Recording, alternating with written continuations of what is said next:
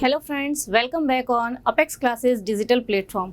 हम पढ़ रहे थे क्लास 12 का हिस्ट्री का फर्स्ट लेसन भारत का वैभवपूर्ण अतीत। काफ़ी सारे टॉपिक इसमें हम कंप्लीट कर चुके हैं। आज का हमारा टॉपिक है वैदिक काल से लेकर महाजनपद काल की भारत की कौन कौन सी उपलब्धियां, उनके बारे में पढ़ेंगे। हालांकि ये जो टॉपिक है वैदिक काल का, इसके अंतर्गत जो वैदिक साहित्य आया है इसके बारे में हम पहले भी पढ़ चुके हैं, लेकिन ये है कि आगे जिस लेसन में जो आगे वाला पोर्शन दिया हुआ है इसमें थोड़ा डिटेल में दिया हुआ है। ठीक है, तो उपलब्धियों में सबसे पहले हम देखते हैं वैदिक काल से लेकर महाजनपद काल की जो सारी व्यवस्था है उसके बारे में हम इसमें पढ़ेंगे। सबसे पहले वैदिक काल, जिसमें कौन सी सभ्यता थी? वैदिक सभ्यता थी। तो वैदिक कालीन सभ्यता के निर्माता किसे माना जाता है? आर्य। किसे माना जाता है? आर्य वैदिक सभ्यता के निर्माता थे। अब यहाँ पर आपको ध्यान रखना है, आर्य शब्द जो है किसी जातिवाचक के लिए यहाँ पर प्रयोग नहीं किया गया, यानी किसी जाति के लिए आर्य शब्द का यहाँ पर प्रयोग नहीं किया गया है। ओके, सबसे पहले एक नंबर के क्वेश्चन में आपका इंपॉर्टेंट बनता है आर्य शब्द का शाब्दिक अर्थ बताइए। तो यहाँ पर आर्य शब्द जो है किसी जातिवाचक शब्द के लिए प्रयोग न करके किसके लिए किया गया है? गुणवाचक, यानी किसी के गुणों को दिखाने के लिए, गुणों का प्रदर्शन करने के लिए आर्य शब्द का प्रयोग किया गया है। तो आर्य शब्द का शाब्दिक अर्थ क्या होता है? एक नंबर का मोस्ट इंपोर्टेंट क्वेश्चन, आर्य शब्द का शाब्दिक अर्थ क्या होता है? श्रेष्ठ या उत्तम। आर्य शब्द का अर्थ क्या हो गया? श्रेष्ठ या उत्तम व्यक्ति या उत्तम पुरुष। आर्य शब्द का अर्थ क्या हो गया? किसी जाति को इंगित न करते हुए ये किसी व्यक्ति के गुणों को, यानी श्रेष्ठ व्यक्ति या श्रेष्ठ मनुष्य के बारे में यहाँ पर आर्य शब्द का प्रयोग किया गया है और इन्हीं आर्यों को वैदिक सभ्यता का निर्माता माना जाता है।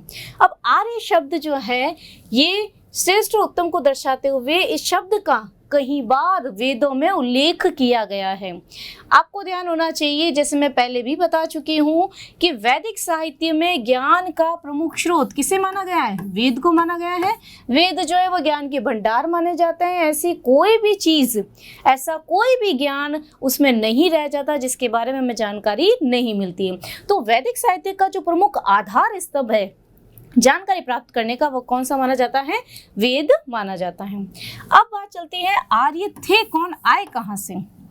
तो कुछ पश्चिमी इतिहासकार जो हैं उनका ये मानना है, पश्चिमी इतिहासकार ये मानते हैं कि आर्य जो थे वो भारतीय नहीं थे। पश्चिमी इतिहासकार ये मानते हैं कि आर्य जो थे ये विदेशी आक्रामक जाति थी, आक्रमण करने के लिए भारत पर आई थी। विदेशी आक्रमणकारी जाति थी, इनका मानना है। किनका? पश्चिम इतिहासकार ये मानते हैं कि विदेशी आक्रमणकारी लोग थे ये, जो कि भारत पर आक्रमण करने के लिए आए थे और बाद में भारत में ही रह गए। जैसे कि पूर्व की क्लास में हम पढ़ चुके हैं, जैसे हूण है, शक है, कुषाण है, यूनानी है, ये जो विदेशी जातियां भारत पर आक्रमण करने के लिए आई थी, वैसे ही पश्चिम इतिहासकारों का मानना है कि आर्य जो थे ये भी कौन थे? मूलतः भारतीय नहीं थे, ये भी एक विदेशी आक्रमणकारी थे। लेकिन ये कथन, इनका जो विचार है, ये मान्यता कहीं पर भी मान्य नहीं है, क्योंकि ये माना जाता है कि आर्य मूलतः भारतीय ही थे। कौन थे? आर्य मूलतः भारतीय ही थे।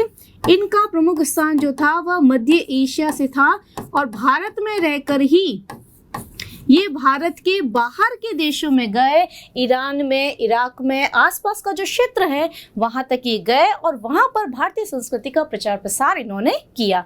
तो ये क्वेश्चन भी आता है कि आर्य मूलतः भारतीय थे या विदेशी। तो इसमें आपको दोनों तर्क देते हुए बताना है कि विदेशी इतिहासकार या पाश्चात्य इतिहासकार या पश्चिमी इतिहासकारों का मानना यह है कि आर्य मूलतः भारतीय नहीं थे, ये बाहर से आई हुई एक विदेशी आक्रमणकारी जाति थी। परंतु इस मत को मान्यता प्राप्त नहीं है, क्योंकि काफ़ी ऐसे सारे साक्ष्य हमारे सामने उपलब्ध होते हैं जिससे हमें ये पता चलता है कि आर्य जो थे वो मूलतः भारतीय थे। क्योंकि आर्यों के द्वारा जो चीज़ें लिखी गई है उनमें भारतीय नदियों के बारे में उल्लेख किया गया है, भारतीय मान्यताओं के बारे में उल्लेख किया गया है, नदी को माता के रूप में स्वीकार किया गया है। तो ये सारी चीजें देखकर हमें ये पता चलता है कि आर्य जो थे वो मूल रूप से भारतीय ही थे। ओके, निर्माता के बाद में हमको पढ़ना है वैदिक कालीन भाषा और उनकी साहित्यिक समृद्धता। एक नंबर का क्वेश्चन बनता है आपका इंपॉर्टेंट क्वेश्चन। सबसे पहला कि वैदिक कालीन साहित्य जो है वह कौन सी भाषा में लिखा गया है। तो सबसे पहले अगर हम भाषा देखते हैं तो कौन सी भाषा में हमारे सारे वेदों का उल्लेख किया गया है, पहले भी बता चुकी हूँ मैं। कौन सी भाषा थी? संस्कृत भाषा। कौन सी भाषा है? संस्कृत भाषा में वेदों की रचना की गई है। तो वैदिक काल में प्रमुख रूप से कौन सी भाषा का प्रचलन था? संस्कृत भाषा का प्रचलन था। संस्कृत भाषा एकमात्र ऐसी भाषा है जिसको परिपूर्ण भाषा कहा जा सकता है। आज वर्तमान में जो भी अन्य भाषाएं जो निकली है, ऐसा माना जाता है उन सब का आधार जो था वह कौन सा था? संस्कृत व्याकरण या संस्कृत भाषा को ही माना जाता है। विश्व में ऐसी कोई भाषा नहीं है जो संस्कृत भाषा की तुलना कर सके। इसी को परिपूर्ण मानते हुए वेदों की रचना भी कौन सी भाषा में की गई है? संस्कृत भाषा के अंतर्गत की गई है। भाषा के साथ में हमको याद रखनी है वैदिक कालीन लिपि। उस समय कौन सी लिपि का प्रचलन था? ब्राह्मी लिपि का। कौन सी लिपि का था? ब्राह्मी लिपि का उस समय प्रचलन था। भाषा कौन सी थी? संस्कृत। और लिपि कौन सी थी? ब्राह्मी लिपि में सारी रचनाएं की गई है। वैदिक कालीन साहित्य जो है वो पूरा इसी भाषा और लिपि में लिखा गया है। अब इन दोनों की प्रशंसा के बारे में मैकडॉनल्ड जो एक इतिहासकार है, मैकडॉनल्ड ने एक पुस्तक में इन दोनों के महत्व के बारे में लिखा है। उस पुस्तक का आपको नाम याद रखना है, history of Sanskrit literature. Book का नाम क्या है? History of Sanskrit literature.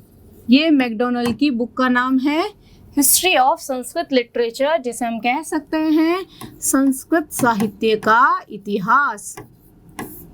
Sanskrit साहित्य का इतिहास किसकी पुस्तक है? मैकडॉनल्ड की। संस्कृत साहित्य का इतिहास किसकी पुस्तक है? मैकडॉनल्ड की पुस्तक है। और इसमें कौन सी भाषा की प्रशंसा के बारे में बताया गया है? संस्कृत भाषा। और लिपि कौन सी है? ब्राह्मी लिपि के बारे में इसमें बताया गया है। इसके बाद में आपको ध्यान रखना है साहित्यिक समृद्धता, यानी वैदिक काल में कौन कौन से साहित्य की रचना की गई जिससे हमें प्राचीन कालीन वैदिक साहित्य के बारे में, वैदिक काल के बारे में संपूर्ण जानकारी मिलती है। तो सबसे पहला जो स्रोत है वैदिक साहित्य का वह कौन सा है? वेद, जिसमें ज्ञान का भंडार है। कोई भी ऐसी चीज हमें उसमें नहीं मिलती जिसके बारे में जानकारी प्राप्त ना हो। हमें किसी भी तरह की ज्ञान की प्राप्ति हमें किसमें होती है? वेदों के अंदर प्राप्त हो जाती है। इसलिए वैदिक साहित्य का प्रमुख आधार किसे माना गया है? वेदों को माना गया है। अब दूसरी चीज जो मैं पहले भी बता चुकी हूँ, वापस यहाँ रिपीट हो रही है, वेदों को अपौरुषेय कहा गया है। तीन बातें कही गई वेदों को जो नाम दिया गया है। सबसे पहला है वेदों को अपौरुषेय कहा गया है। अपौरुषेय का मतलब क्या होता है? बिना पुरुष के, अर्थात इसकी रचना किसी पुरुष के द्वारा न की जाकर देवताओं के द्वारा इसकी रचना की गई है। वेदों की रचना देवताओं के द्वारा की गई है, इसलिए वेदों को अपौरुषीय कहा गया है। मतलब बिना पुरुष के, वेदों की रचना किसी पुरुष के द्वारा न की जाकर देवताओं के द्वारा की गई है, इसलिए वेदों को क्या कहा गया है? अपौरुषेय कहा गया है। एक नंबर का इंपॉर्टेंट क्वेश्चन बनता है आपका यहाँ पर कि वेदों को अपौरुषीय क्यों कहा जाता है? तो वेदों को अपौरुषीय इसलिए कहा जाता है क्योंकि वेदों की रचना बिना पुरुष के, अर्थात देवताओं के द्वारा की गई है, इसलिए वेदों को अपौरुषीय कहा गया है। नेक्स्ट है वेदों को संहिता कहा गया है। क्यों वेदों को संहिता क्यों कहा गया है? क्योंकि प्राचीन कालीन ऋषि मुनियों ने जिस ज्ञान को प्रत्यक्ष रूप से देखा था, प्रत्यक्ष रूप से जिसका अनुभव किया था, उन्हीं का संकलन किसमें किया गया है? वेदों में किया गया है। यानी ऋषि मुनियों के, जो प्राचीन हमारे ऋषि मुनि हैं, ऋषि मुनियों के या ऋषियों के वास्तविक अनुभव जो थे या प्रत्यक्ष अनुभव जो थे, उनका संकलन किसके अंदर किया गया है? वेदों के अंतर्गत किया गया है, इसलिए वेदों को संहिता भी कहा जाता है। वेदों के दो उपनाम क्या है? वेदों को सबसे पहले तो अपौरुषीय कहा गया है क्यों? क्योंकि वेदों की रचना किसी पुरुष के द्वारा न की जाकर देवताओं के द्वारा की गई है। सेकंड क्वेश्चन बनता है 1 नंबर का, वेदों को संहिता क्यों कहा जाता है? तो वेदों को संहिता इसलिए कहा गया है कि प्राचीन कालीन ऋषि मुनियों के द्वारा जो प्रत्यक्ष ज्ञान की अनुभूति की गई थी, उनका जो प्रत्यक्ष साक्षात्कार हुआ था ज्ञान के साथ में, उन सब का संकलन वेदों के अंतर्गत किया गया है, इसलिए वेदों को संहिता कहा जाता है। नेक्स्ट है, वेदों को श्रुति भी कहा जाता है। श्रुति का अर्थ क्या होता है? सुनना। श्रुति का अर्थ क्या होता है? सुनना।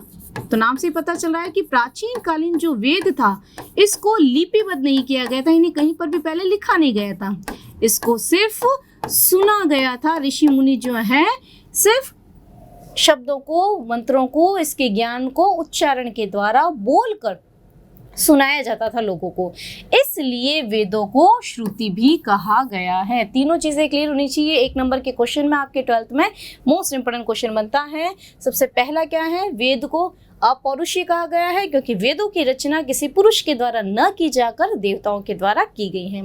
नेक्स्ट, वेदों को संहिता कहा गया है क्योंकि ऋषि मुनियों के द्वारा जिस प्रत्यक्ष ज्ञान का अनुभव किया गया, उन सभी का संकलन वेदों के अंतर्गत किया गया है, इसलिए वेदों को संहिता भी कहा गया है। वेदों को श्रुति क्यों कहा गया है? क्योंकि प्राचीन कालीन वेदों को कहीं पर भी लिपिबद्ध नहीं किया गया, इसको लिखा नहीं गया था प्रारंभ में, सिर्फ इसको सुना कर ही इसका प्रचार किया गया था, इसलिए वेदों को श्रुति भी कहा जाता है। नेक्स्ट आता है अपने वेद के प्रकार। ये अपन पहले भी पढ़ चुके हैं, पिछली क्लास में भी मैं आपको बता चुकी हूँ वेद कितने प्रकार के हैं। 1 नंबर में इंपॉर्टेंट क्वेश्चन बनता है।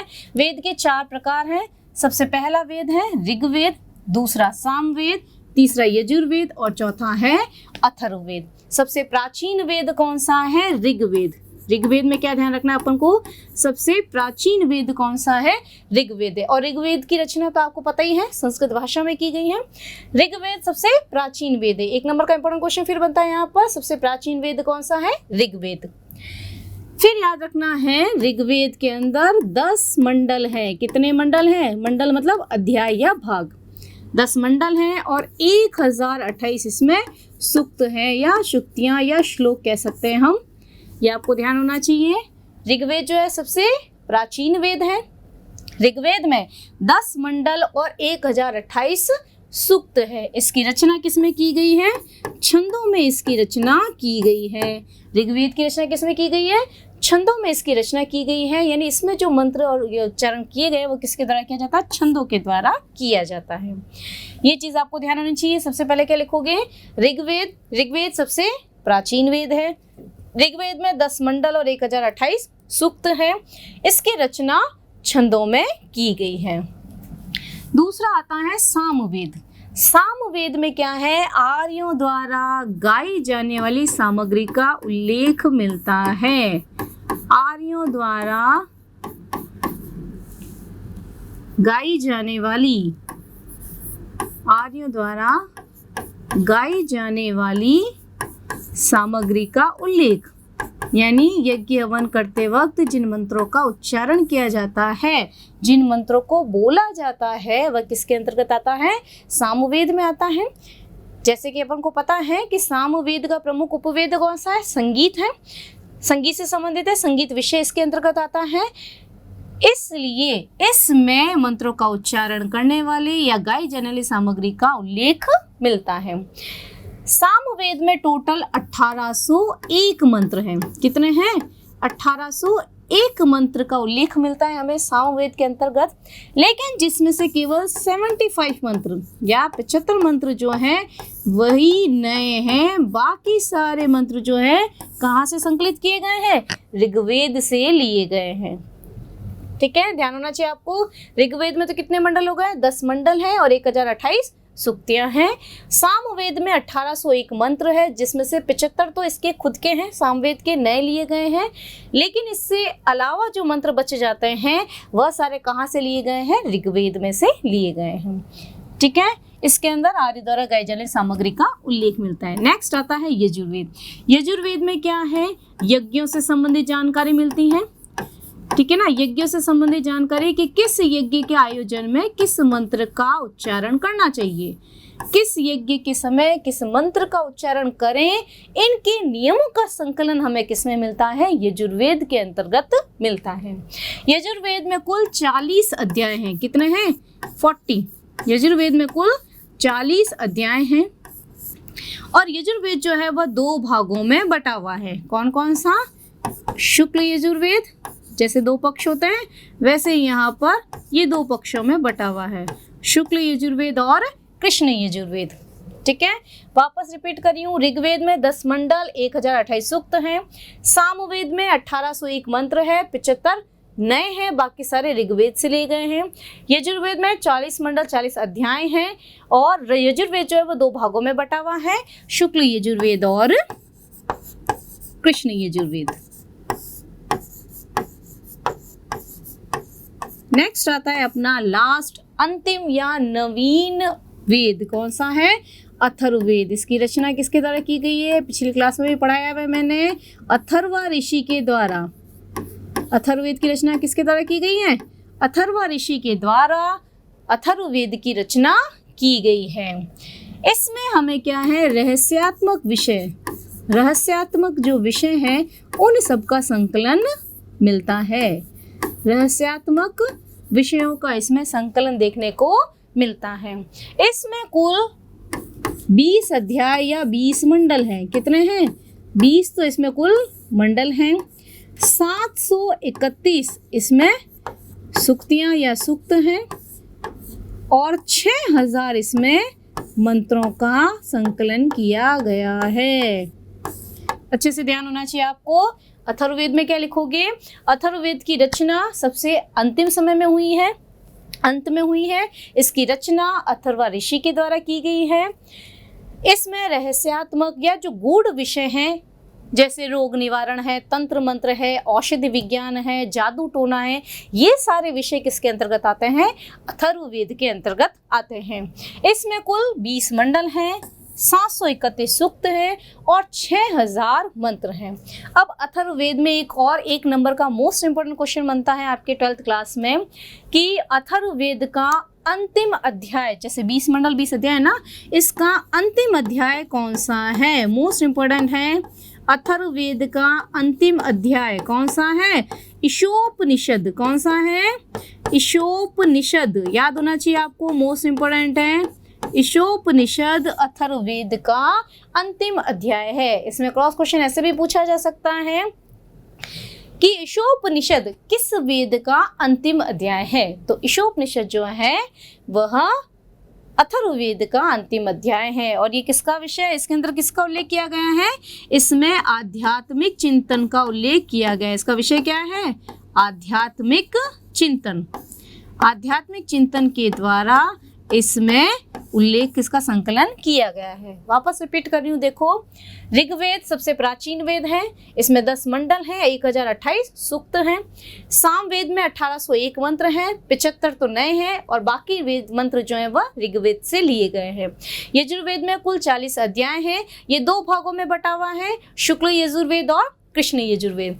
अथर्ववेद की रचना अथर्वा ऋषि के द्वारा की गई है। इसमें कुल 20 मंडल हैं, 731 सूक्त हैं और 6000 मंत्रों का संकलन किया गया है। अथर्ववेद का अंतिम अध्याय जो है वह ईशोपनिषद है, जिसमें आध्यात्मिक चिंतन प्रमुख विषय है। नेक्स्ट आता है अपने पुराण। पुराण के बारे में भी अपन पहले पढ़ चुके हैं कि इतिहास का क्रमबद्ध अध्ययन हमें किससे मिलता है? पुराणों से मिलता है। यानी अगर क्रमबद्ध हमें इतिहास देखना है तो किसकी सहायता लेनी पड़ेगी? हमें पुराणों से। इसलिए इसको बहुत ही एक आधार माना जाता है प्राचीन इतिहास के स्रोत में। ठीक है ना। अब क्वेश्चन बनता है 1 नंबर का मोस्ट इंपोर्टेंट क्वेश्चन, पुराणों की रचना किसके द्वारा मानी जाती है? पुराणों की रचना किसके द्वारा की गई है? तो ऐसा माना जाता है पुराणों की रचना ऋषि लोमहर्ष, क्या नाम है ऋषि का? लोमहर्ष ऋषि के द्वारा इसकी रचना की गई है और उसके पुत्र लोमहर्ष व उसके पुत्र उग्रश्रवा के द्वारा किसकी रचना की गई है? पुराणों की रचना की गई है। पुराण की रचना किसके द्वारा की गई है? लोमहर्ष और उसके पुत्र उग्रश्रवा के द्वारा पुराणों की रचना मानी जाती है। नेक्स्ट आता है प्रमुख पुराण कौन कौन से है, या 1 नंबर के क्वेश्चन में आपसे भी पूछा जा सकता है कि किन्हीं 2 पुराणों के नाम बताइए। तो प्रमुख पुराण कौन कौन से हैं? पहले भी बता चुकी हूं मैं, ये मत्स्य पुराण है, विष्णु पुराण है,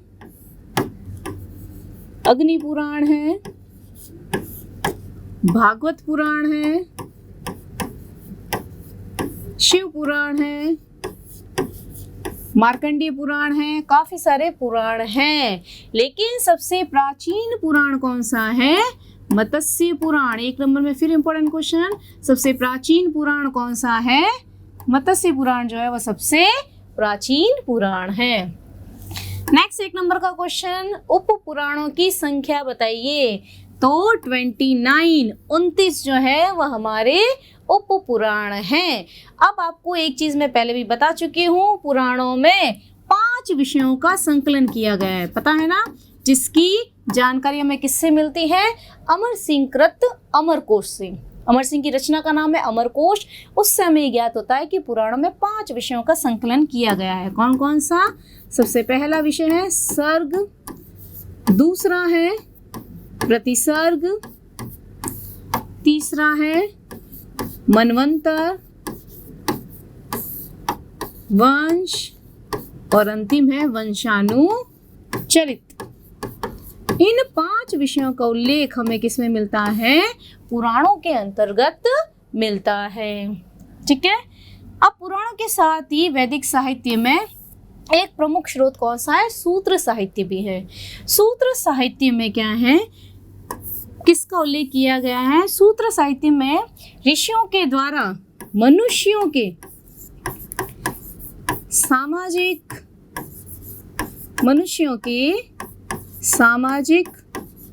व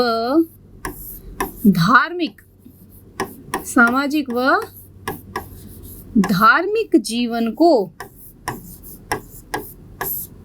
व्यवस्थित करने के लिए